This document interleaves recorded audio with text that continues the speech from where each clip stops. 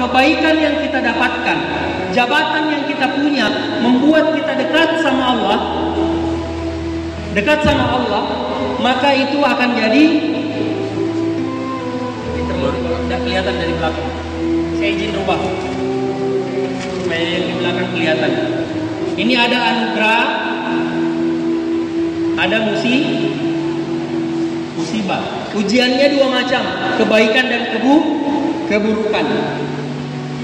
Nah, kebaikan itu bisa jadi anugerah, kebaikan itu bisa jadi musibah. Keburukan itu bisa menjadi anugerah, dan keburukan itu bisa kita rubah menjadi bisa tetap malah menjadi musibah. Perbedaannya adalah anugerah itu bikin dekat sama Allah. Kalau musibah bikin jauh sama Allah. Maka tidak penting apa ujiannya. Coba diulang Bu. Tidak penting apa ujiannya. Yang penting adalah respon kita terhadap ujian. Yang menentukan orang lulus ujian, soal yang susah atau jawaban yang benar? Soalnya atau jawabannya? Yang menentukan anak-anak naik kelas, orang lulus, soalnya atau jawabannya? Jawabannya. Maka kalau hari ini kita sedang punya masalah, jangan fokus sama masalahnya, fokuslah sama sikap kita menghadapi masalah. Yang menentukan kita lulus atau tidak lulus itu jawaban. Apa jawabannya? Wa nabluwakum bisyarri wal khairi fitnah. Dijawab Allah di surah Al-Mulk. Alladzi khalaqal mauta wal hayata liyabluwakum ayyukum ahsanu amala.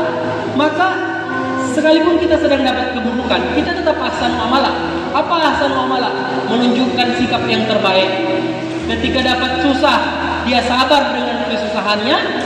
Ketika dapat kebaikan, dia bersyukur dengan kebaikan yang sedang didapatkan.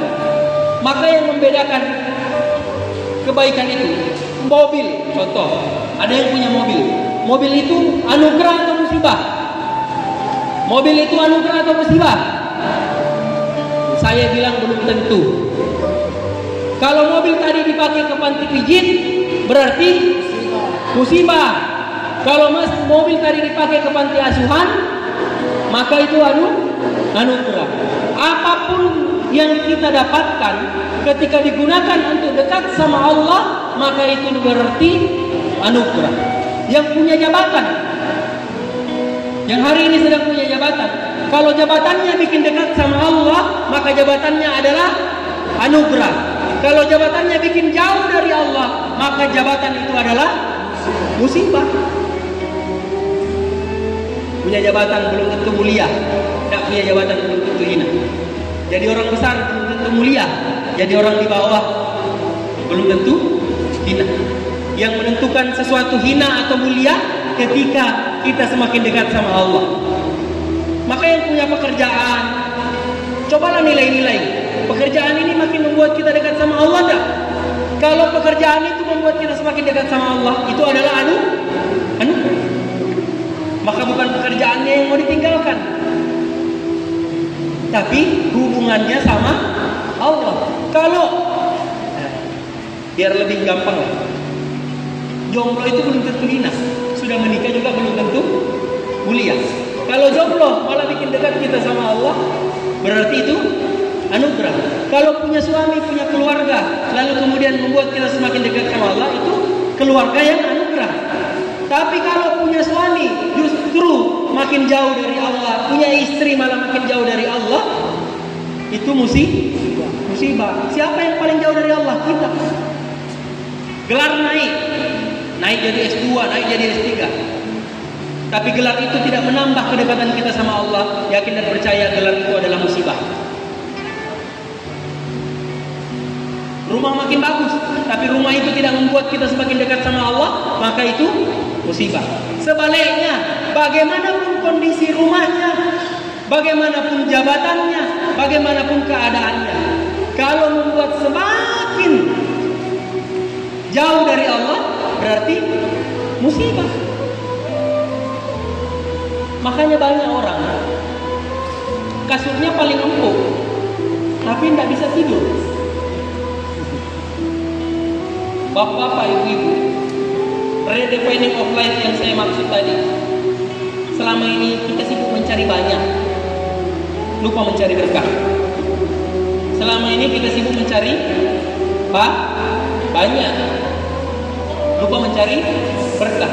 Padahal banyak belum tentu cukup, tapi berkah sekalipun sedikit, insya Allah cukup. Kenapa dulu ada orang tua, dia cuma petani, itu pun yang digarap sawahnya orang. Anak-anaknya bisa sekolah tinggi, anak-anaknya jadi orang besar semua. Sedikit tapi cukup. Hari ini ada orang yang mungkin gajinya sudah dua digit, tapi kok tidak cukup. Maka kesalahan kita selama ini mencari jumlah, mencari banyak. Harusnya yang kita cari berkah. Berkah itu mendatangkan kebaikan yang lebih banyak. Bahasa Inggrisnya ziyadatul khair, bertambah kebaikan. Kayak bola salju kebaikan, menggelinding, makin banyak kebaikan. Yang kita cari di sisa hidup yang ada, carilah ketenangan, kebahagiaan, dan keberkahan. Jangan cuma cari banyaknya.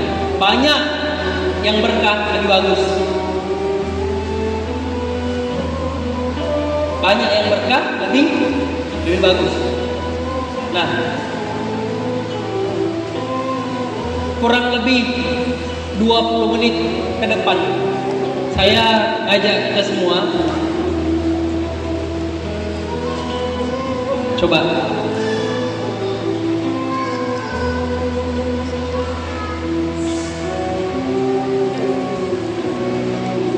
kita baca sama-sama. Hijrah adalah proses. Proses memperbaiki diri. Ini mudah-mudahan dapat waktunya. Orang berbuat baik dibalas Allah dengan kebaikan, wajar tak? Orang berbuat buruk dibalas Allah dengan keburukan, wajar tak? Impas kan? Impas tak? Tak tega bahasnya. Nah gini, ada peluang dari Allah. Orang yang banyak buruknya, orang yang banyak dosanya, Allah balik kehidupannya menjadi kehidupan yang lebih baik. Allah angkat derajatnya jadi lebih dimuliakan, lebih tinggi derajat. Punya investasi keburukan, tapi malah tidak dibalas Allah dengan keburukan, malah dibalas Allah dengan kebaikan.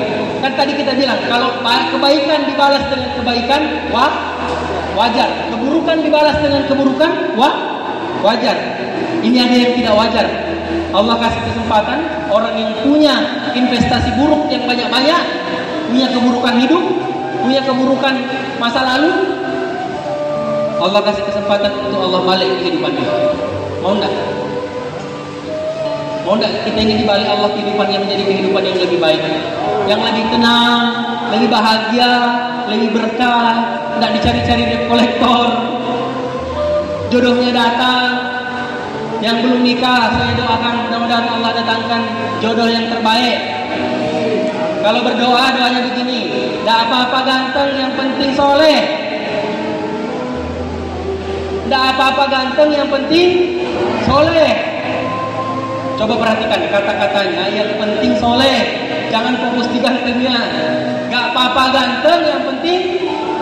Gak apa-apa cantik, yang penting soleh. Mudah-mudahan suami kita semua jadi suami yang soleh, istri kita jadi istri yang solehah. Nah, mau enggak kehidupan kita dibalik sama Allah?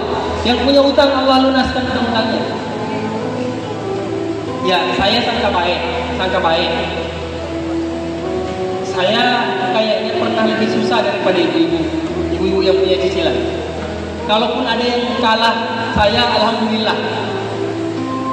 Saya pernah punya cicilan 27 juta sebulan. Pernah punya cicilan 27 juta sebulan. Alhamdulillah sekarang masih hidup. Alhamdulillah sekarang masih ada utang tapi sudah bebas dari cicilan. Jadi tidak dikejar-kejar lagi.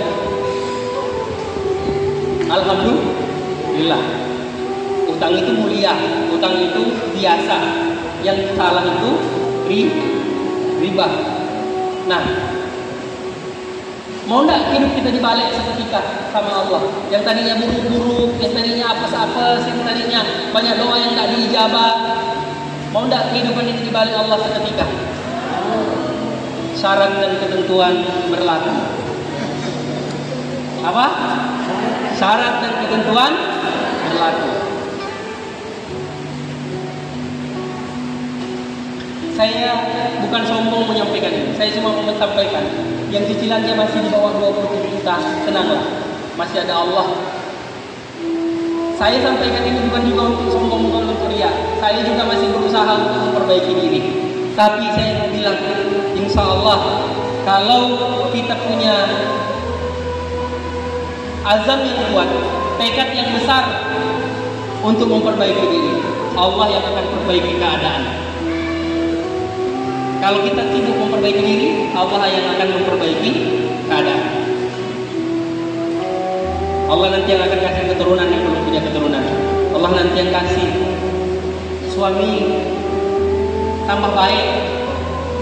Jadi siapa yang mensyukuri satu istrinya, maka insya Allah ditambah Allah nikmatnya, bukan ditambah Allah istrinya. La in syakartum la azidannakum. Siapa yang bersyukur maka ditambah. Mau enggak dibalik kehidupan kita? Coba kita buka surah 25 ayat 70. Surah 25 ayat 70.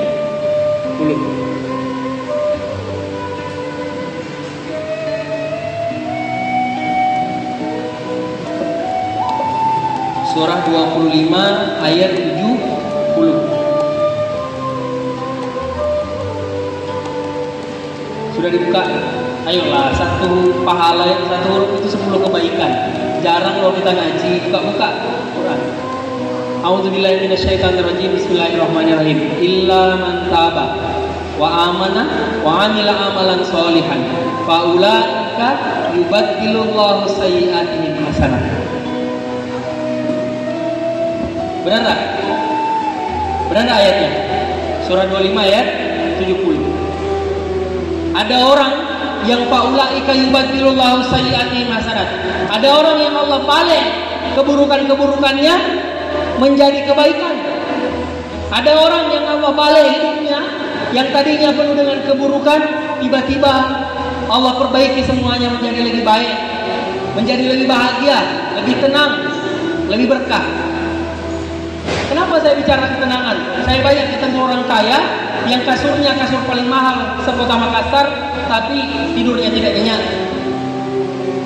Karena yang dicari kasur, padahal yang dibutuhkan tidur.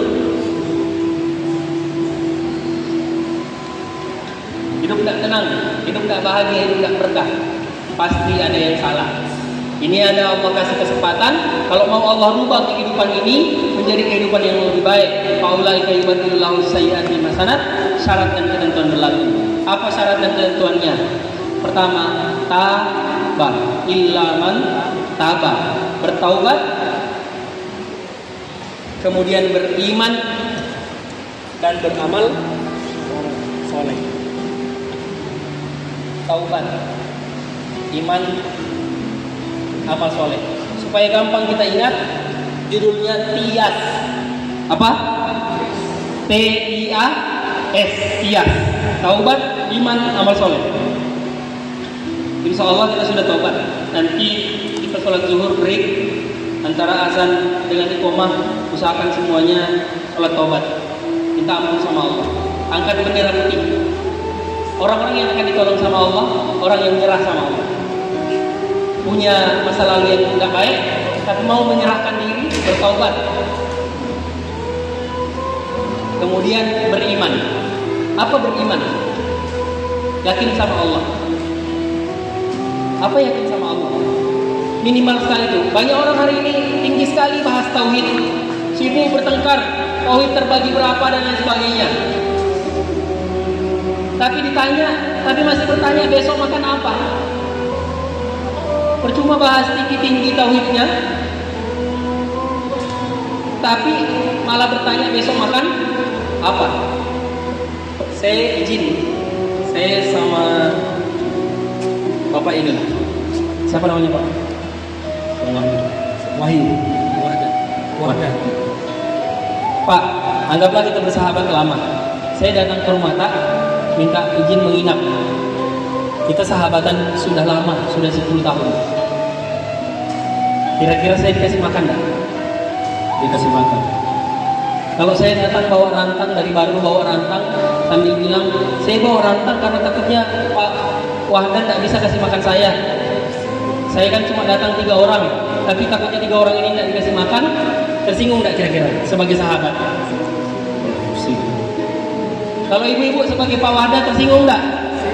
Saya datang ke rumahnya ibu, lalu kemudian bertanya, kayaknya ibu tidak bisa kasih makan saya, makanya saya bawa rantang. Bagaimana orang yang tinggal di bumi ini sudah 40 tahun umurnya, 30 tahun umurnya, 20 tahun umurnya, dijamin Allah rezekinya, dan bertanya besok makan apa? Kata para ulama, itu adalah menghina Allah. Caranya menghina Allah bagaimana? Bertanya besok makan apa? Apalagi yang jomblo sampai bilang tidak nikah gara-gara tidak ada uang, tidak nikah gara-gara takut istrinya makan batu. Ibu-ibu, ada yang sudah lebih dari 10 tahun menikah? Ada? Pernah makan batu? Yang jomblo-jomblo dengar, belum ada ibu-ibu, saya tanya seluruh Indonesia, yang pernah dikasih makan batu. Kenapa? Ada anak muda yang katanya soleh, bahkan ada yang katanya lulusan pesantren, tadi bertanya, nanti anaknya orang dikasih makan apa? Pak, sebenarnya selama ini yang kasih makan istri siapa sih? Allah atau suami? Suami itu cuma jembatan. Rezeki itu dari Allah. Suami jangan terlalu GR. Jangan merasa kita yang kasih makan istri. Tidak bisa kita kasih makan istri. Kasih makan ikan saja susah, apalagi kasih makan istri. Orang yang punya ikan di kolam kan susah kan tiap hari dikasih makan. Punya ayam susah kan dikasih makan? Susah.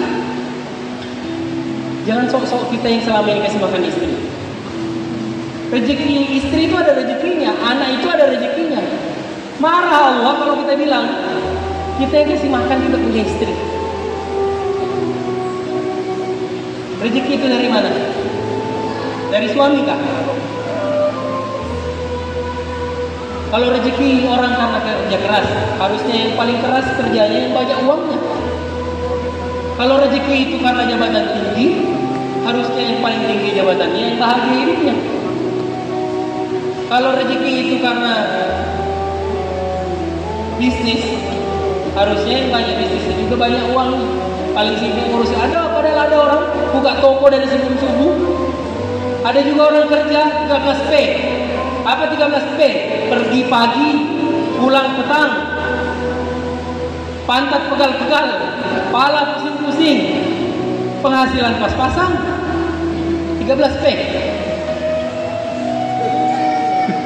Yang punya gaji, hati-hati.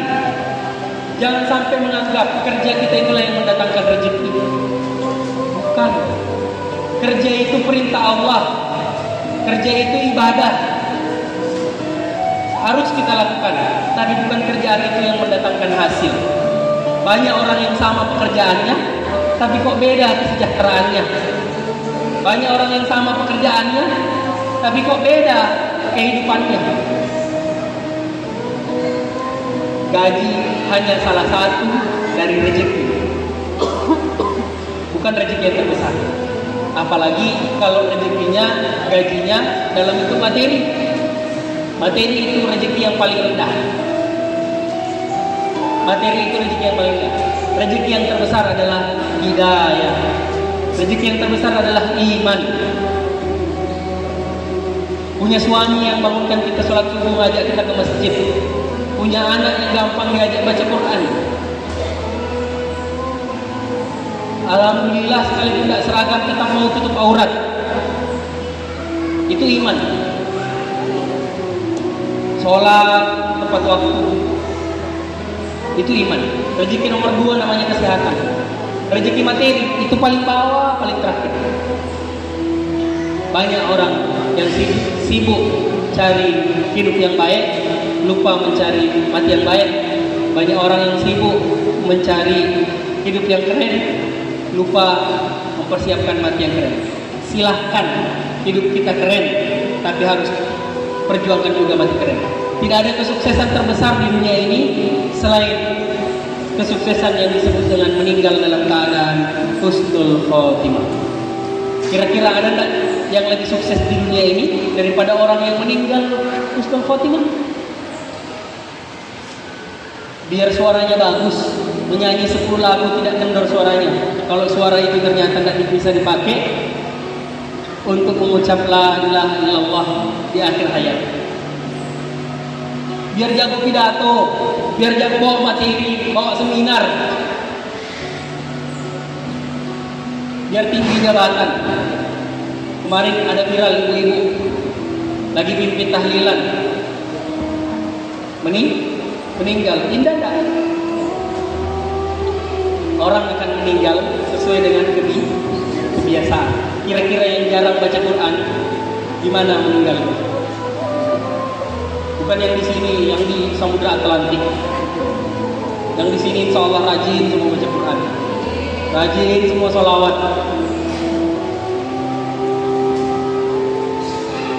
Untuk bisa mati yang baik, satu-satunya jalan adalah hidup yang baik. Untuk bisa mati yang benar, satu-satunya jalan adalah hidup yang benar. Kita sudah terlanjur jadi manusia, tidak ada pilihan kecuali jadi orang baik. Tidak ada pilihan kecuali jadi orang baik. Mungkin cukup sekian untuk sesi kita ini. Kalau masih Allah izinkan dan ibu-ibu, bapak-bapak masih berkenan untuk kita lanjutkan, mohon maaf, saya dari tadi ini tidak runut, materinya tidak tuntas, tapi mudah-mudahan di balik itu ada kebaikan yang bisa kita dapatkan. Dan yang paling penting adalah kita sama-sama minta hidayah dari Allah Subhanahu wa Ta'ala. Pembicara, narasumber dari manapun tidak akan mungkin datang membawa hidayah. Hidayah itu sepenuhnya datang dari Allah. Hidup kita setelah ini berubah atau tidak, bukan urusan materi, bukan urusan kita, itu urusannya Allah. Rasulullah sedih, pamannya sendiri tidak dapat hidayah, padahal bertemu dengan Rasulullah, keluarga dengan Rasulullah. Apalah kita ini, bukan cucunya Nabi Muhammad, tapi insya Allah semua di sini cucunya Nabi Adam, cucu Nabi Adam. Insya Allah, mudah-mudahan ada kebaikan, mudah-mudahan ada perubahan. Setelah ini hidup kita menjadi lebih baik. Pun kalau nanti Ba'da Zuhur masih mau dilanjut, saya insya Allah masih siap, masih ada di sini, masih akan membersamai sampai besok insya Allah. Mudah-mudahan bisa sama-sama kita, saya juga belajar, saya juga memperbaiki diri. Pun kalau ada yang salah, itu murni datang dari saya, kekurangan semuanya mohon dimaafkan. Untuk sementara sekian, yang baik-baik dari Allah, yang buruk-buruk dari saya. Kita tutup sementara dengan kafaratul majlis. Subhanallah wa bihamdik, nasyhadu an la ilaha illa anta wa nastaghfiruka wa natubu ilaik. Wassalamualaikum warahmatullahi wabarakatuh. Waalaikumsalam. Insyaallah yang masih ada waktu pada zuhur, saya akan bahas tentang pola rezeki. Bagaimana Allah mengatur tentang rezeki, bagaimana Quran berbicara tentang rezeki. Yang masih ada waktu silahkan nanti tinggal.